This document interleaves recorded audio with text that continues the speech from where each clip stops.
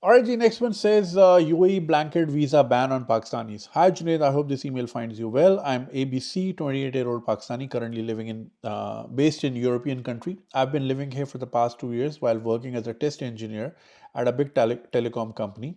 This marks my fourth year in Europe, following 2 years in the UK and France, where I completed a dual masters in telecommunications under the Erasmus Mundus scholarship. Though I have had the privilege of traveling within the UK, EU, and Turkey, my professional journey has recently opened up exciting global opportunities. This year, I've been nominated to represent my company in various business related demonstrations across multiple countries, including USA, Germany, France, Italy, Finland, and now the UAE. I'm the sole candidate for these high profile assignments, which are pivotal for my career growth. Regarding the USA, I applied for a business visa in June of 2024, submitting a strong application with the full backing of my company. Unfortunately, the visa officer didn't ask any questions and my application was put under administrative process. Nearly 6 months later, I'm still awaiting a decision. While I understand this may be expected for a first time US applicant, it was undoubtedly a missed opportunity. For my travels within Schengen countries, I didn't require a visa and I was able to visit, gain value. I didn't require a visa and I was able to visit, gain valuable experience, and even receive a business excellence award for my efforts. Now, as I prepare for a trip to Dubai at the end of January 2025 for another business project, I've encountered a new challenge. I was informed by our government relations officer in Dubai that UAE authorities have placed an unofficial visa ban on certain nationalities, including Pakistanis. This affects all types of visas, visit, mission, or residence. The ban is reportedly linked to the amnesty period, during which individuals can address any violations related to their immigration status. Unfortunately, it seems that some nationals have misused this amnesty to later or to alter their status, contributing to the blanket ban. For reference, you can find more information here. Gulf News का एक article उन्होंने दिया है. While I'm uncertain about the technicalities of the issue, whether it's a violation or a loophole, the consequences are clear. The unintended impact of this situation is that Pakistanis like myself are now facing difficulties obtaining visas to the UAE. I find myself wondering who is to blame for these missed opportunities. Even after the setback with my US visa, my manager continued to recommend me for business trips.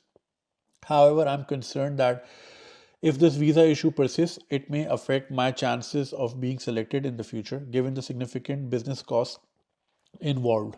If I face repeated visa roadblocks, they may think twice and opt for someone else, assuming that a Pakistani national is a higher risk. Thank you for reading my long email, and I would appreciate any advice or thoughts you may have on how I should approach this situation moving forward. So, एक भाई हैं, इनकी बड़ी legit problem है। Europe में रहते हैं, एक बहुत बड़ी कंपनी में काम करते हैं, टेलीकॉम इंजीनियर हैं, इतनी मुल्क घूमे, इतनी दुनिया घूमे हैं। अब वो बिज़नेस की वजह से, बिज़नेस कॉन्फ्रेंसेस की वजह से इनको दूसरे मुल्कों में जाना होता है, कभी अवार्ड लेने तो कभी क्या, और यूएस का इनका एक फंसा हुआ है मामला, और दुबई में तो बिल्कुल भी नहीं मिल रहा। This is absolutely true.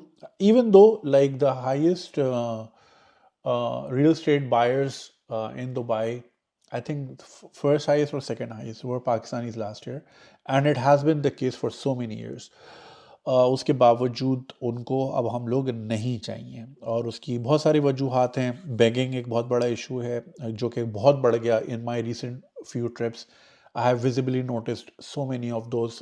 उसको बिल्कुल बर्दाश्त नहीं यार। दुबई में गंदी गाड़ी रखने पे फ़ाइन है। Can you imagine? क्योंकि वो मुल्क चाहता ही नहीं है कि इस तरह का इमेज दुनिया में जाए कि जी यहाँ पे कोई टेक केयर करने वाला नहीं है, या चीज़ें बस इसी तरह बिखरी पड़ी हैं। Which is why when I used to sleep in my car, I used to really really hide.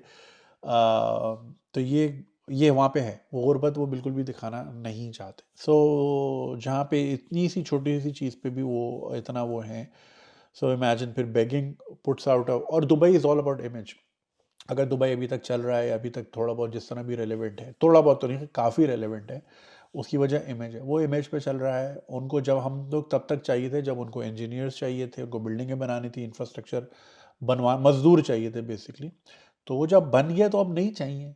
तो और हमारे लोगों का मसला ही बहुत है। पिछले दिनों एक भाई ने मुझे वीडियो भेजी, दुबई का एक पुलिस डायरेक्टर था, पता नहीं कौन था, तो वो he is addressing the cab drivers of different nationalities, और वो उसमें बता रहा है कि पिछले 3 सालों से हाईएस्ट जो रोड एक्सीडेंट्स आ रहे हैं नेशनल्स के, वो पाकिस्तानियों के आ रहे हैं, तो पाकिस्तानी इस पर शोर कर रहे हैं। और वो आगे से कह रहे हैं ये खुशी की बात नहीं है। और वो कह रहे हैं मुझे पता है आप लोग थोड़ा गर्म दिमाग के हो, एंड दिस इज, देखें ये भी एक बहुत बड़ी वजह है कि वी आर नॉट, मतलब हायरिंग अवॉइड ही की जाती है हमसे, because we cause a lot of issues for the employer. अब वो आगे से हंस रहे हैं, फिर वो कह रहे हैं ठीक है मुझे अंदाज़ा है आप लोग थोड़ा सा, you know, he even mention like कि आप लोग यू नो पठान भाई जो हैं थोड़ा सा गर्म दिमाग का होता है, गर्म मिजाज का होता है, वगैरह वगैरह वगैरह। खैर, अब भाई ये जो भी चीज़ें हैं, ये चीज़ें ना हमें अपने मुल्क तक रखनी है। अब आपका जो भी एक चलता हुआ आ रहा हो सिलसिला, इस पे मुबशिर लुकमान ने बहुत बड़ी एक वीडियो की थी कि भाई हमारे मुल्क में इतनी ये जो असला है लोगों के पास, आप पूछो तो वो कहते हैं जी हमारा जेवर है, हमारे कल्चर में हमारा जेवर है। तो कह रहे कतर में कहाँ जाता है जेवर सऊदी में कहाँ जाता है जेवर आपका। तो बात तो सही है। तो भाई यार जो चीज़ें लेके जाने की हैं वो लेके जाएं, एज इनके like you know good values, integration, add more to their culture, add more to the society. और जो नहीं लेके जानी, फड्डेबाजी और वादा खिलाफ़ी और इस तरह की चीज़ें छोड़ के जानी है, लेकिन हम उल्टा करते हैं। दूसरा ये कि भाई हमें हर जगह जाके अपना गन फैलाने का बहुत शौक है, और ये आज से नहीं, इस कई सालों से है।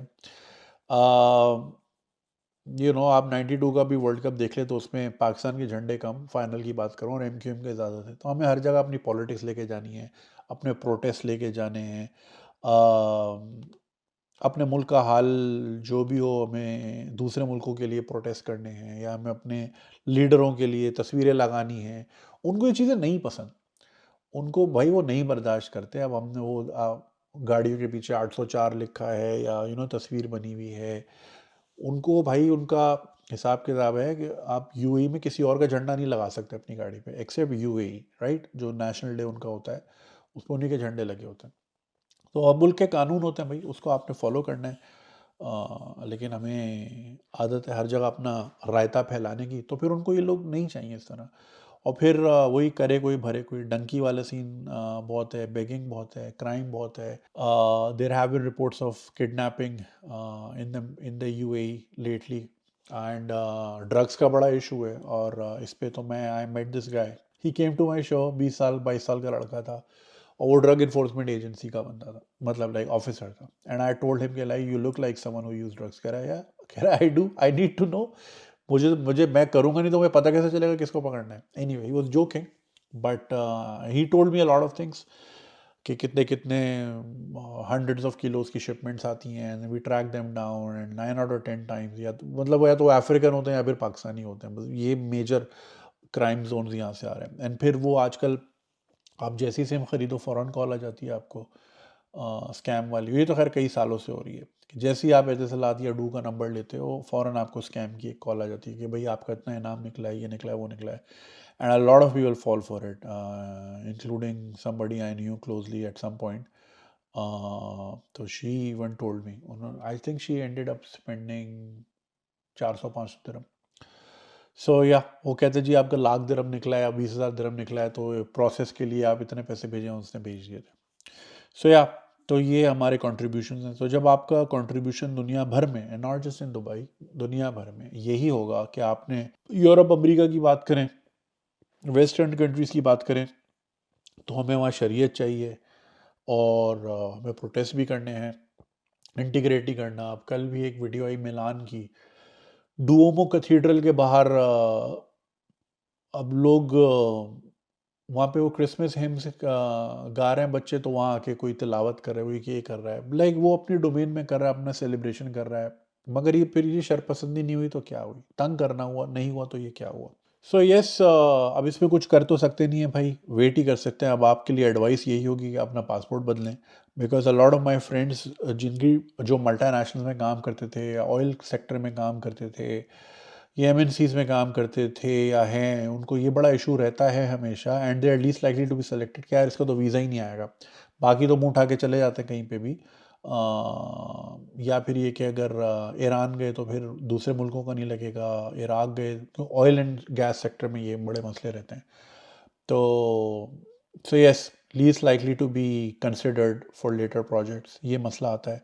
तो कोशिश करें आप जाएं, वहाँ का पासपोर्ट अगर एक्वायर कर सकते हैं तो यही एक तरीका है।